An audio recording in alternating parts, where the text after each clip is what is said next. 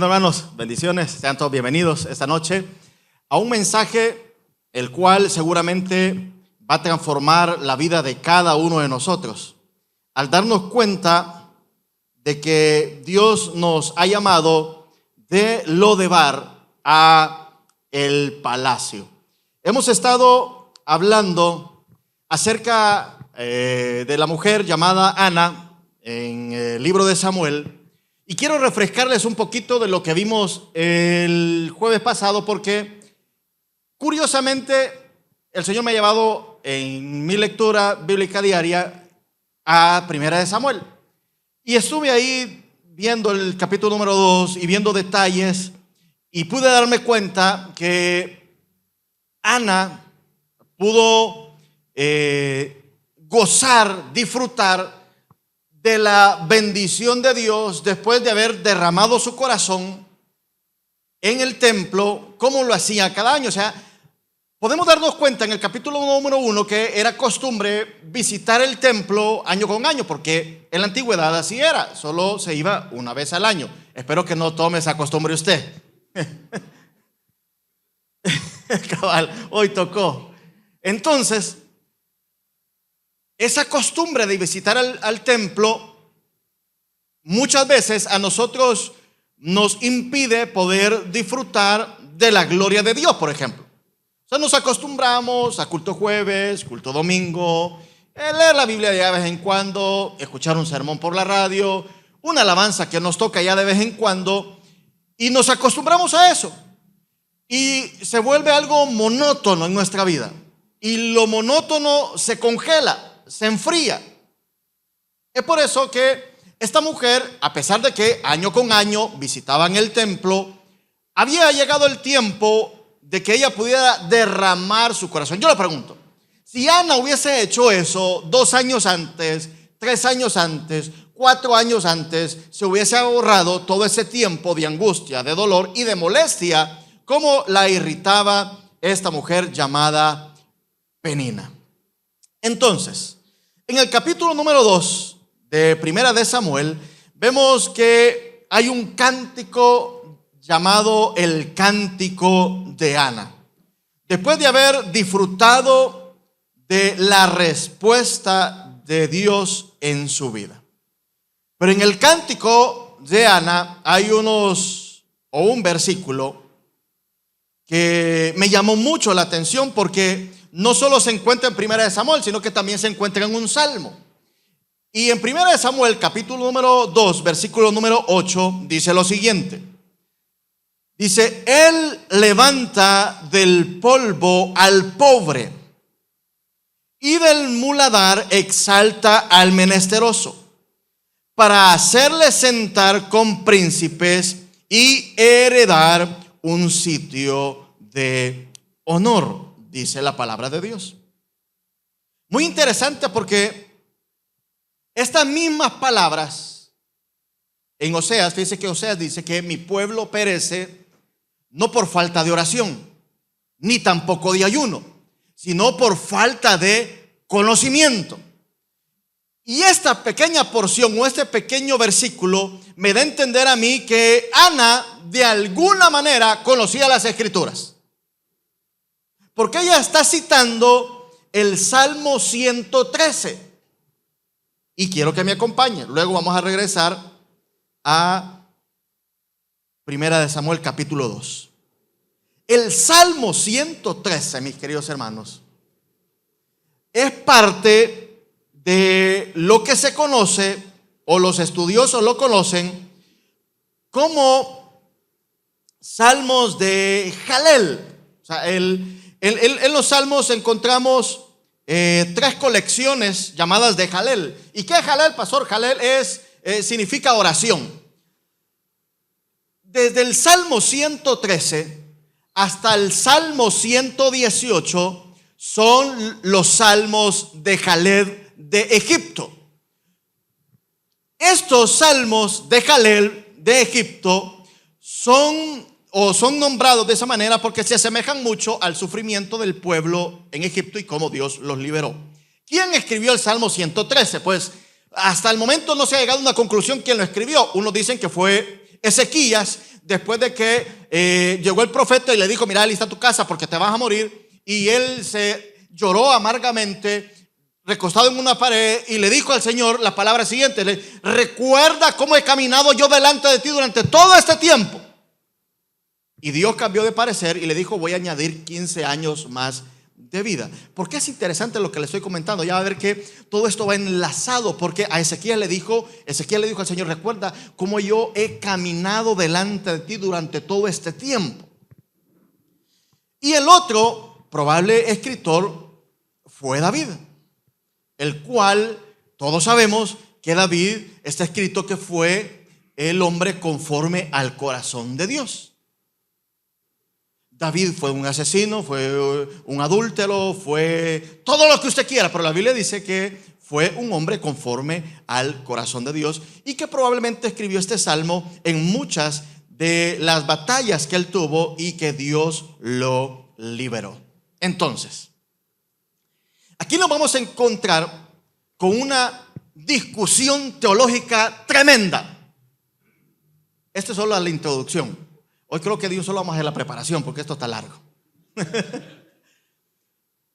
Y una discusión teológica es la siguiente.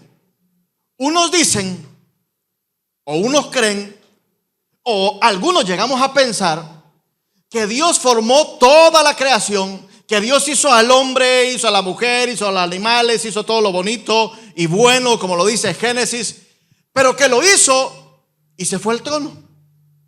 Porque la Biblia dice que está en su trono, sentado, rodeado de luz. Y que él dijo: hay que vean esto cómo hacen. Mi deber era crearlos. Entonces, muchos piensan, o llegamos a pensar, de que Dios es ajeno a la realidad, no solamente del ser humano, sino de aquellos que somos parte de la familia de Dios, o sea, sus hijos. Hay momentos en los cuales llegamos a pensar que Dios no tiene cuidado de nosotros, que a Él se le olvidó, que Él está tan ocupado haciendo que el sol salga y se oculte, o está tan ocupado sosteniendo las estrellas para que no se caigan, que no tiene tiempo para atendernos a nosotros. Pero está la otra posición teológica, y es que Dios está involucrado completamente en todo lo que está pasando. O sea, no está, recuerde que Dios es omnipresente. Él está aquí, Él está en el cielo, Él está en Soyapango, en Ciudad Delgado, Lejalón y en todo el mundo. Él está porque es omnipresente. Pero una cosa es que sea omnipresente y otra cosa es que esté involucrado en tu asunto. No solamente es omnipresente, sino que dice la Biblia que una de los atributos incomunicables de Dios es la omnipotencia, es todopoderoso. Y que alguien todopoderoso esté metido en tu asunto personal es porque puede obrar a tu favor en cualquier momento. Hay momentos en los cuales nosotros nos encontramos divididos y en cuál posición nos encontramos. Le hablo nosotros aquí, porque a veces llegamos a pensar que la situación está tan difícil que Dios está ocupado, o sea, no tiene tiempo para poderme atender. Pero por otro lado sabemos que también está involucrado en todo lo que podemos dar. Y el Salmo 113 nos enseña que Dios es un Dios cercano, no solo a los hombres, sino que también a sus hijos. Es por eso que estos salmos, o el Salmo 113 y el Salmo 114, son leídos por los judíos, especialmente para el tiempo de la Pascua. Otros tienen la costumbre de leerlo todas las noches antes de cenar, el 113 y el 114. O sea, ellos dan la lectura de este salmo antes de cenar. Pero se vuelve una costumbre que antes de la Pascua o en la celebración de la Pascua ellos puedan leer este salmo antes de comer. Y del capítulo 15, el Salmo 115 al 118 los leen después de comer. Y usted ni antes ni después, solo comer. Entonces, hoy sí vamos a meternos en el asunto que nos corresponde esta noche. Empieza el salmo. Oiga, el salmo empieza con un aleluya. Dice el salmo 100, dice el título del salmo. Dice Salmo 113. Dios levanta al pobre. Aleluya, dice abajo. Por eso es que también se llaman como los salmos aleluya. ¿Y qué significa aleluya? Me dirá alguien por ahí. Pues fíjese que la palabra aleluya se compone en el hebreo de dos palabras. Una es alelu, que significa alaben, y ya, que en el hebreo es las letras que están en el tetragramatón, que no me acuerdo cuáles son, pero el tetragramatón es el nombre de Dios sin vocales. La Y, la W, la H. En eso se compone la palabra aleluya, que significa alaben al Dios Todopoderoso. Y empieza: alabad, siervos de Jehová, alabad el nombre de Jehová. Y el versículo dice: sea el nombre de Jehová bendito. Pero aquí tenemos que tener una clara diferencia entre alabad el nombre de Jehová y bendecir el nombre de Jehová. Porque alabad el nombre de Jehová, según la palabra alabad significa tener la conciencia de la grandeza de Dios. O sea, aquel que alaba, aquel que canta, aquel que se postra delante de la presencia de Dios, tiene que tener la conciencia de la grandeza del Dios que está alabando. Porque hay momentos que alabamos sin conciencia a quién le estamos cantando o a quién estamos alabando. Ay, pastor, ¿y esto qué tiene que ver con todo eso? Espéreme tantito. Y la palabra bendito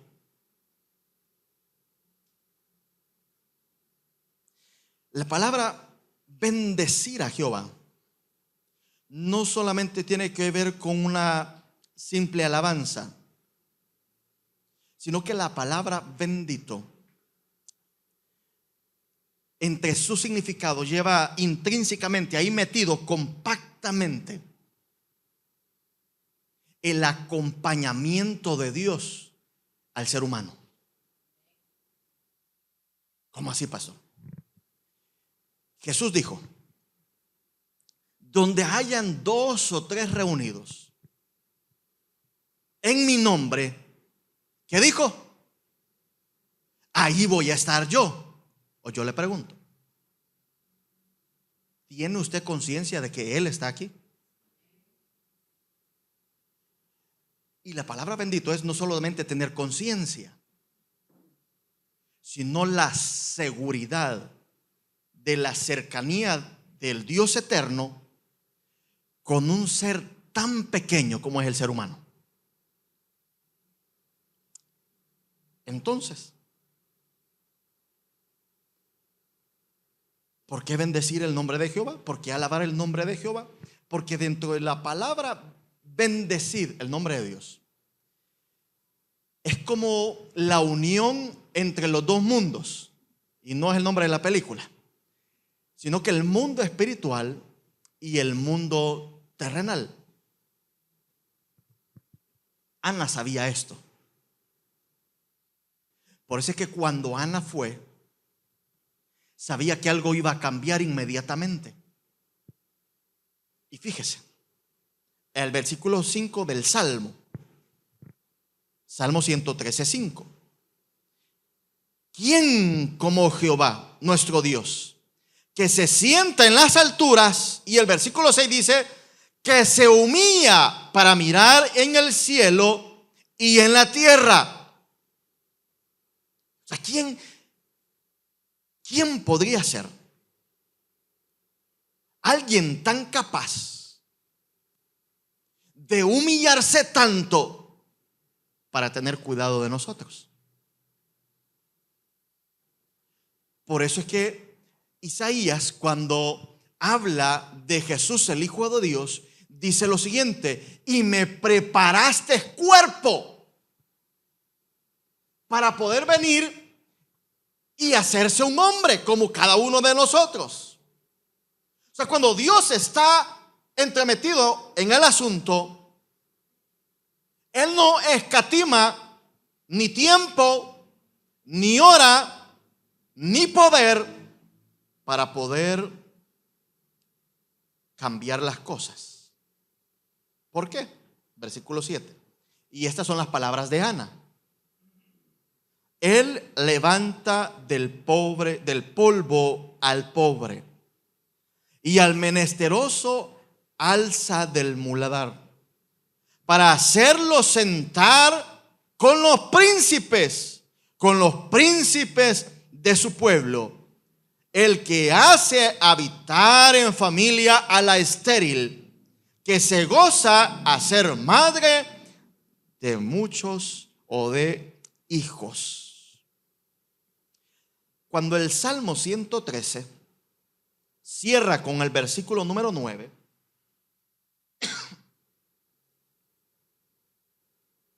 nos da a entender a nosotros la capacidad, porque, un ejemplo,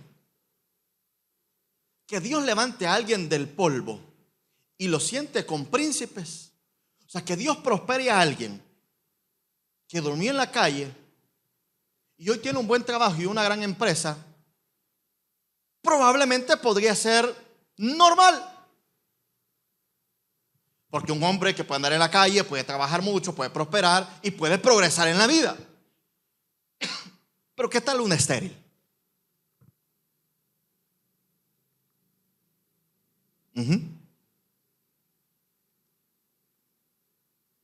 Por eso cierra con estas palabras. Porque Dios tiene la capacidad de cambiar el mundo en un instante. O sea, tu mundo puede ser transformado.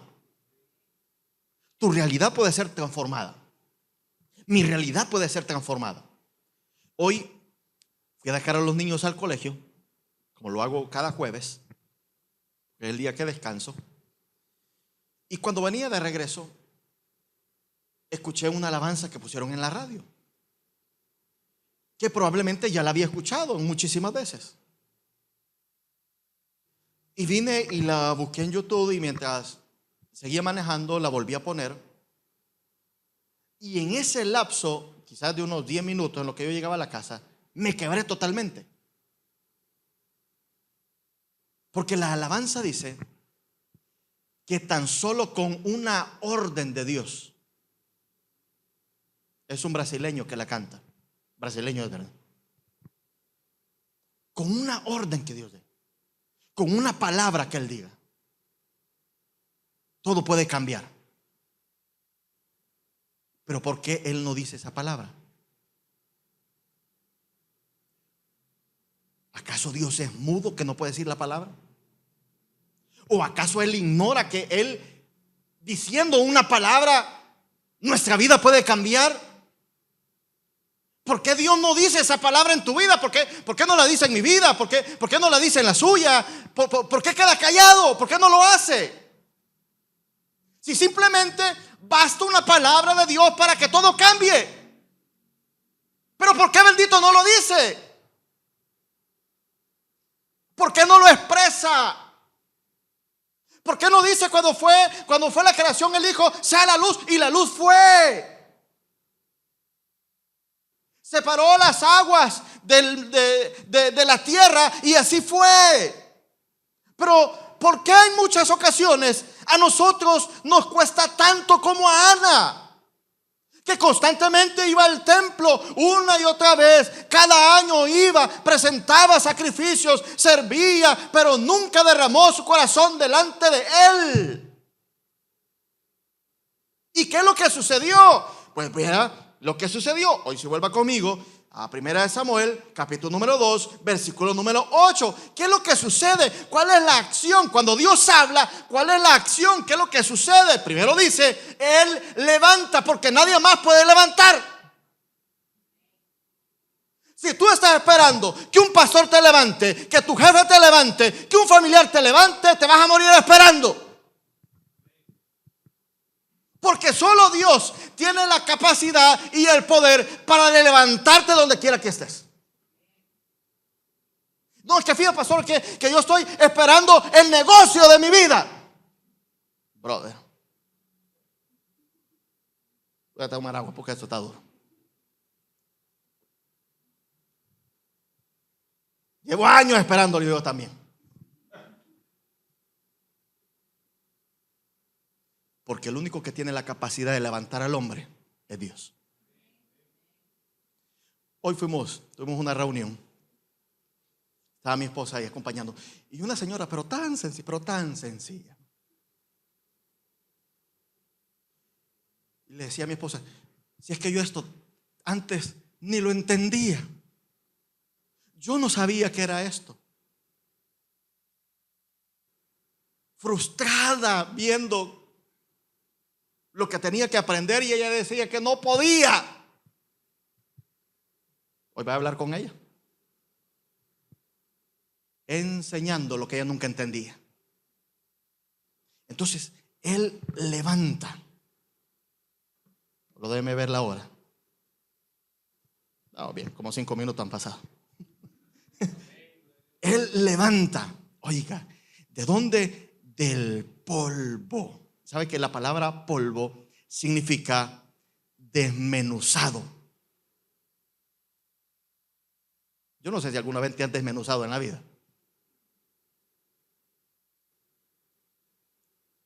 Yo no sé si alguna vez te agarran como una libra de queso y te pagaron por el rallador.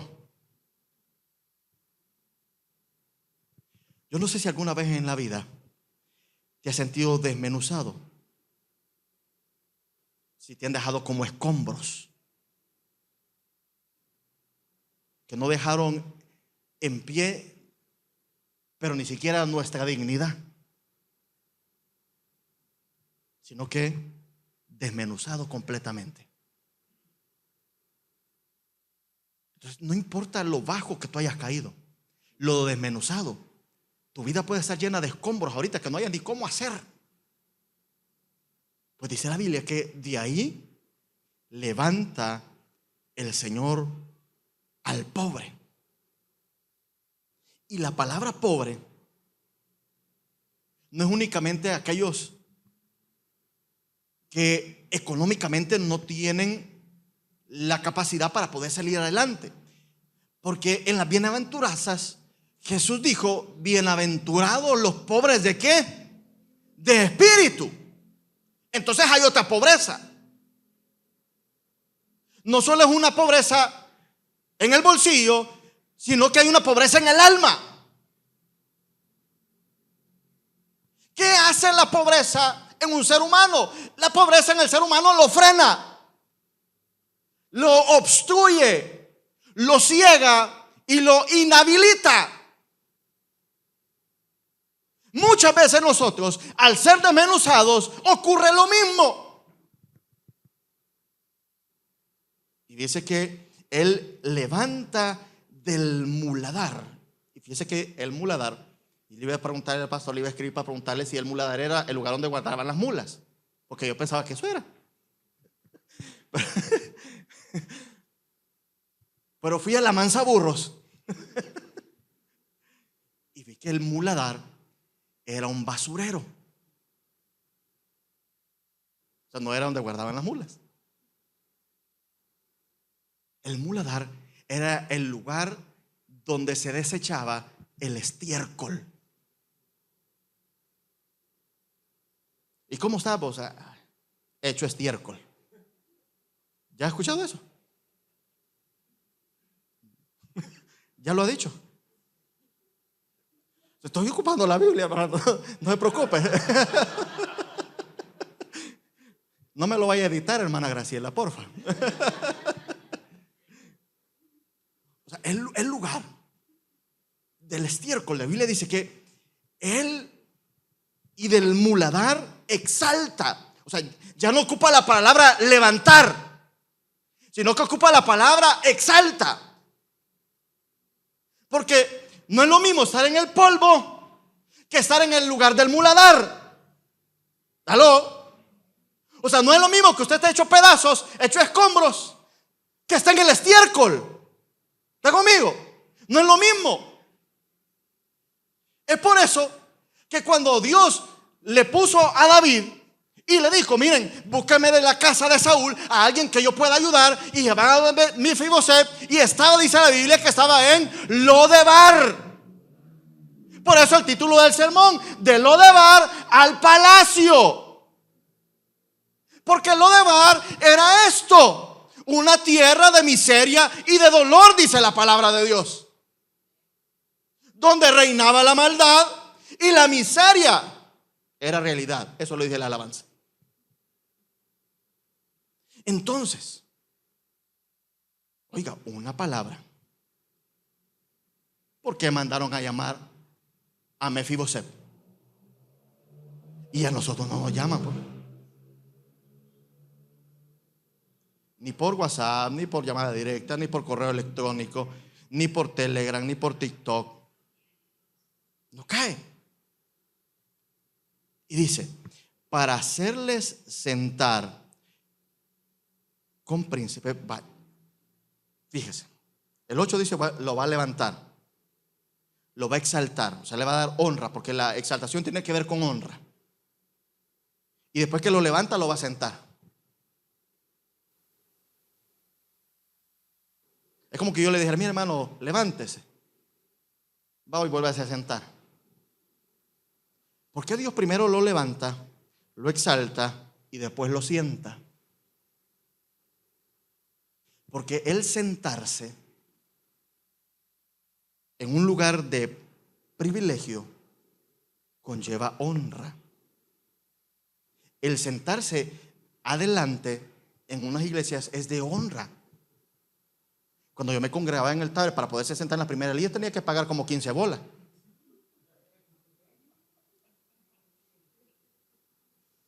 Sí, de verdad. Y llegar temprano, porque cuando uno llegaba ya estaban vendidos. O sea que para sentarse adelante yo tenía que pagar como 2 semanas antes para poderme sentar ahí. Nunca logré sentarme adelante, jamás. Y usted pidiendo sillas allá por la ventana. Ya le vamos a poner precio a las sillas de aquí adelante. El área VIP le vamos a poner, y así va a querer venir para acá, ya va a ver. ¿No quiere sentarse en el área VIP?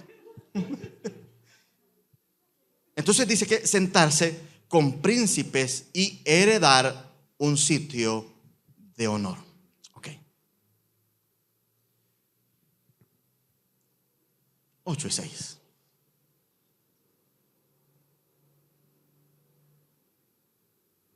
¿Por qué Dios no dice la palabra para mandarnos a llamar?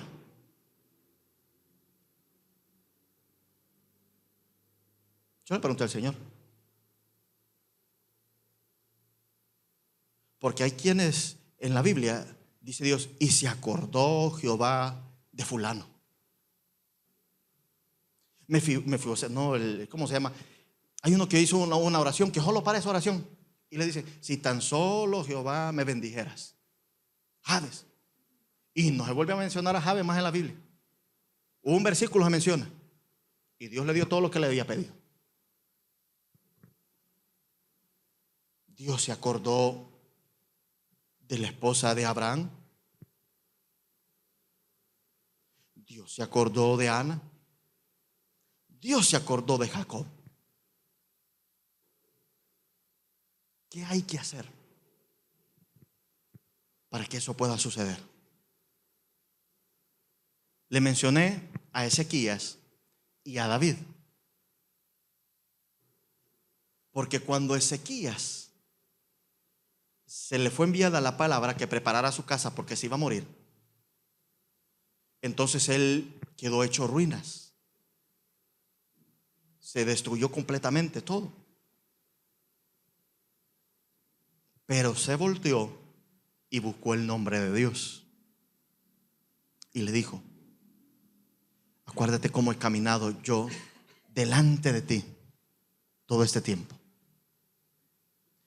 Porque todo tiene que ver con el corazón.